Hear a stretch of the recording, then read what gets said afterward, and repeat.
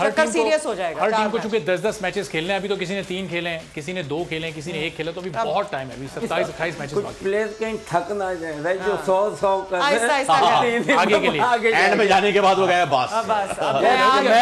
मैं जितने बाकी प्लेयरों को अगर सुने तो यही है कि भाई अपनी आपने एक्सरसाइज जो है ना, रनिंग है, वो बिल्कुल रखनी है फॉर दिस टूर्नामेंट। और जो बहुत अच्छी फॉर्म है उसको रेस्ट भी क्या देना चाहिए, क्योंकि कहीं आपने जैसे कहा कोई अनफिट ना हो जाए। देखें नहीं, क्योंकि कोई रेस्ट की नहीं, आप रेस्ट लेके तो आप कहते हो यूं खेल लेते तो यूं आ जाएंगे आप। तो डेली आप जाएं अपना, है ना, सिर्फ एक वो होमवर्क करें, 4 इधर 4 इधर 4 इधर, तो आपके अंदर कॉन्फिडेंस रहेगा।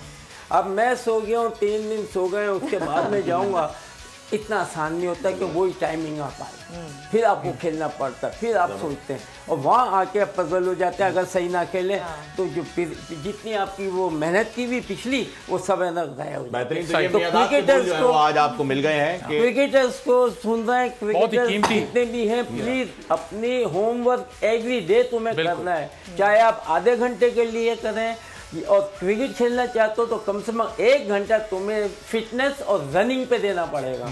चलें, अब ये बड़े ज़बरदस्त जावेद भाई की ये टिप्स हैं जो कि मियादाद के बोल हर नौजवान खिलाड़ी के लिए बहुत ही कारआमद हैं। अभी आज की प्रेडिक्शंस भी आ गई हैं, कल भी एक बड़ा ज़बरदस्त match Multan Sultan versus Islamabad United, और उम्मीद ये करते हैं कि आज के मैच की तरह कल भी एक नेल बाइटिंग फिनिश हमें देखने को मिले।